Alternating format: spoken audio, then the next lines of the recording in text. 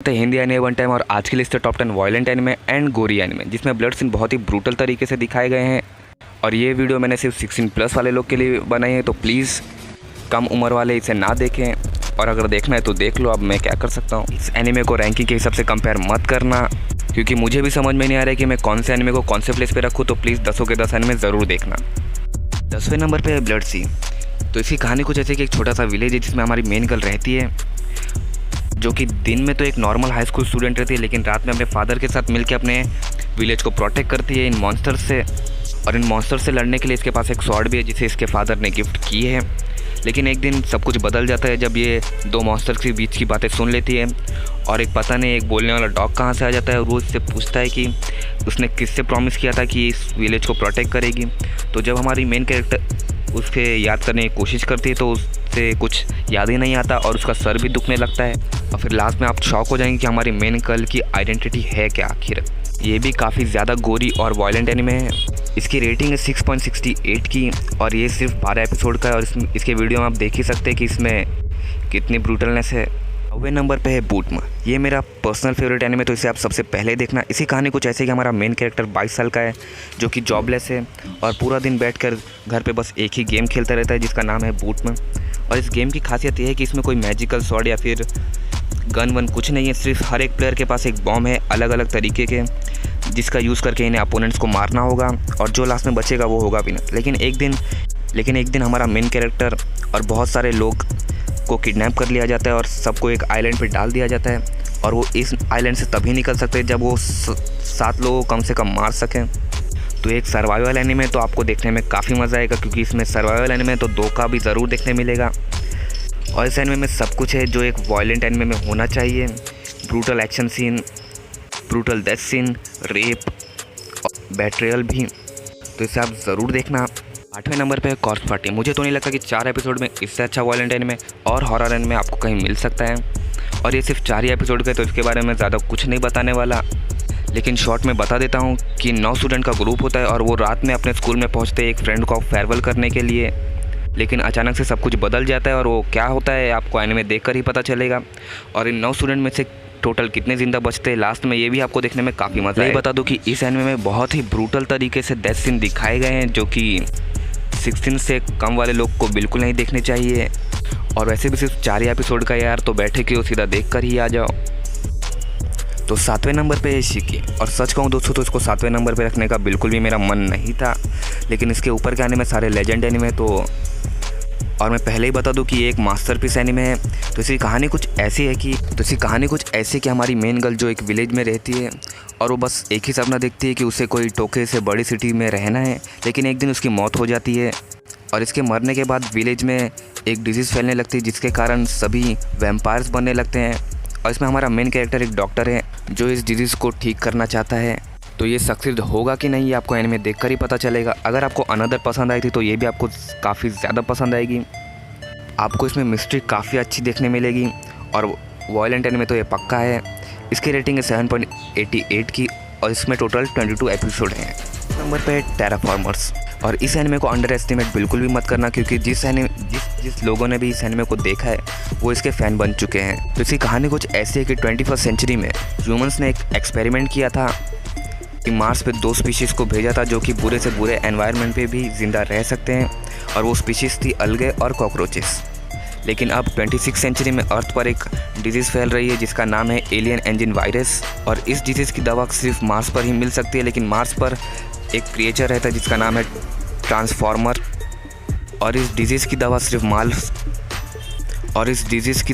Mars पर ही मिल सकती है। लेकिन प्रॉब्लम ये है कि मार्स पर है टेराफॉर्मर्स का नाम का एक क्रिएचर जो कि है ये कॉकरोचेस। और अब ये कॉकरोचेस इतने इंटेलिजेंट और इतने पावरफुल बन चुके हैं कि ह्यूमंस की भी इनके सामने जाने से फटती है।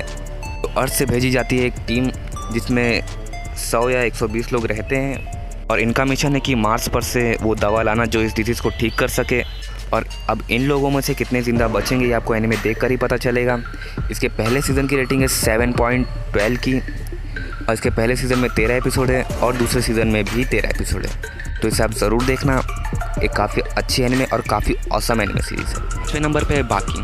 ये भी एक मास्टरपीस एनिमे सीरीज़ है, और इसकी कहानी कुछ ऐसी है कि इसमें हमारा मेन कैरेक्टर है जो कि है बाकी हानमा, जो कि वर्ल्ड का सबसे स्ट्रॉन्गेस्ट फाइटर बनना चाहता है। लेकिन प्रॉब्लम ये है कि उसे पहले अपने फादर को सरपास करना पड़ेगा, जो कि खुद अभी वर्ल्ड का सबसे स्ट्रॉन्गेस्ट फाइटर है। लेकिन असली बात तो ये है कि इसे अपने फादर से एक चीज़ का बदला लेना है, और वो किस चीज़ का बदला लेना है ये आपको एनीमे देखकर ही पता चले। और सिर्फ इसमें आपको बाकी और इसके फादर ही नहीं बल्कि काफ़ी ज़्यादा कैरेक्टर मिलेंगे जो कि काफ़ी ज़्यादा पावरफुल हैं, और काफ़ी ज़्यादा ब्लड सीन भी देखने में मिलेंगे। और इस एनीमे के बारे में ज़्यादा कुछ बता नहीं सकता, क्योंकि इसकी स्टोरी से ज़्यादा तो आपको इसकी फ़ाइट में मज़ा आएगा।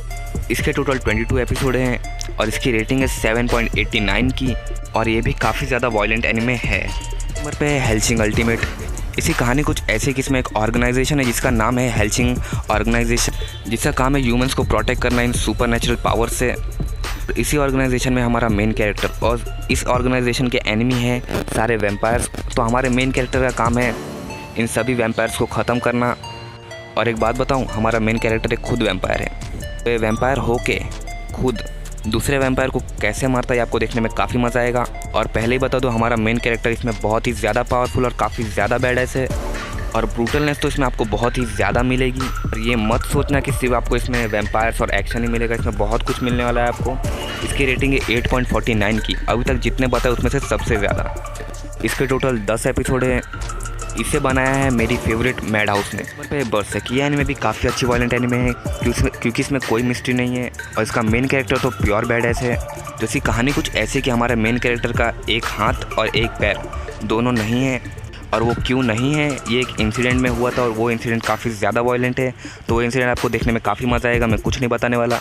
तो इसमें हमारा मेन कैरेक्टर एक बड़ा सा स्वॉर्ड लेके घूमता रहता है, और उसे जहाँ भी कहीं मॉन्स्टर या डीमन दिखते हैं वो उस तलवार से उन्हें ख़त्म कर देता है। पहला सीज़न आया था 1997 में, और दूसरा सीज़न आया था 2016 में। लेकिन अगर आप 2016 वाला देखना चाहें तो आप देख सकते हैं, लेकिन आपको इसके सारे आर्क देखने पड़ेंगे इसकी स्टोरी समझने के लिए। और मैं पहले ही बता दूँ, ये एनिमे बहुत ही ज़्यादा औसम एनिमे है। इसमें आपको सब कुछ देखने मिलेगा, फ्रेंडशिप, धोखा, रोमांस और रेप भी। और ब्रूटल फाइट सीन्स तो काफ़ी ज़्यादा हैं, और इसकी एनिमेशन क्वालिटी तो आप वीडियो में देख ही सकते हैं। इसके 2016 वाले में 12 एपिसोड है, और 2017 में भी 12 एपिसोड हैं, और दोनों का नाम बरसेक ही है। तो इसे आप ज़रूर देखना। दूसरे नंबर पे आकामे गा किल। मैं पहले ही बता दूं कि ये एनिमे बहुत ही ज़्यादा डिप्रेसिंग एनिमे, और ये एनिमे एक मास्टरपीस एनिमे, तो इसे आप ज़रूर देखना। इसी कहानी कुछ ऐसी कि हमारा मेन कैरेक्टर विलेज से अपने 2 फ्रेंड्स के साथ निकलता है ताकि वो टाउन में एक जॉब मिल सके उसे। जॉब मतलब वो आर्मी में जा सके, वहाँ से पैसे कमा कर अपने विलेज में भेज सके। लेकिन रास्ते में अपने 2 फ्रेंड्स से अलग हो जाता है और टाउन पहुँच जाता है। लेकिन टाउन में पहुँचने के बाद इसके सारे पैसे चोरी हो जाते हैं इसकी बेवकूफ़ी की वजह से। तो वो रात भर सड़क पर ऐसे ही लेटा रहता है, और उसे एक लड़की ले जाती है अपने घर पे और खाना खिलाती है। लेकिन फिर आ जाते हैं कुछ लोग जो कि इस लड़की और इसके माँ बाप को मारना चाहते हैं। लेकिन हमारा मेन कैरेक्टर इस लड़की को बचाना चाहता है। लेकिन फिर वो लोग उसे बताते हैं कि तुम्हारे जो फ्रेंड तुमसे बिछड़ गए थे, उन लोगों का हाल इन्होंने देखो क्या किया है। उनका हाल क्या हुआ मैं बिल्कुल भी नहीं बताऊंगा। मतलब समझ लो कि इतना बुरा हाल कर देती है उसका कि हमारा मेन कैरेक्टर खुद तलवार निकालता है और उसे 2 हिस्सों में काट देता है। और इसके बाद क्या होता है ये आप एनिमे में देख लें। लेकिन मैं पहले ही बता दूं कि ये एनिमे बहुत ही ज़्यादा डिप्रेसिंग एनिमे है, तो प्लीज़ 16 से कम वाले बिल्कुल ना देखें। इसकी रेटिंग है 7.76 की, और इसके टोटल 22 एपिसोड हैं। पहले नंबर पे हिगुराशी वेंदेक्राई। इसी कहानी कुछ ऐसी है कि हमारा मेन कैरेक्टर एक नए विलेज में शिफ्ट हुआ है और नए स्कूल में एडमिशन भी ले लिया है, और इसके काफ़ी ज़्यादा फ्रेंड्स भी बन गए हैं जो कि ज़्यादातर लड़कियां ही हैं। तो एक दिन विलेज में फेस्टिवल होने वाला होता है, तो हमारे मेन कैरेक्टर को पता चलता है कि कई दिनों से इस विलेज में मर्डर हो रहे हैं और कई लोग विलेज से गायब भी हो रहे हैं। तो जब हमारा मेन कैरेक्टर इसके बारे में अपने फ्रेंड से पूछता है तो उसके बारे में कुछ नहीं बताते, जैसा अनदर में हमारे मेन कैरेक्टर के साथ हुआ था। तो बस इसी की वजह से हमारा मेन कैरेक्टर परेशान हो जाता है और बस यही सोचता रहता है कि वो क्या इस अपने फ्रेंड पे भरोसा कर सकता है। और लास्ट में आप शॉक हो जाएंगे कि ये मर्डर और किडनैपिंग कर कौन रहा है। ये बहुत ही ज़्यादा गोरी एनिमे है और वायलेंट एनिमे भी, और आप समझ ही सकते हैं इसे मैंने पहले नंबर पे क्यों रखा है। और इसके टोटल 3 सीज़न थे, मतलब समझ लो ये कितना फेमस होगा। इसके पहले सीज़न में 22 एपिसोड है और इसकी रेटिंग है 8.1 की, जो कि बहुत ज़्यादा है।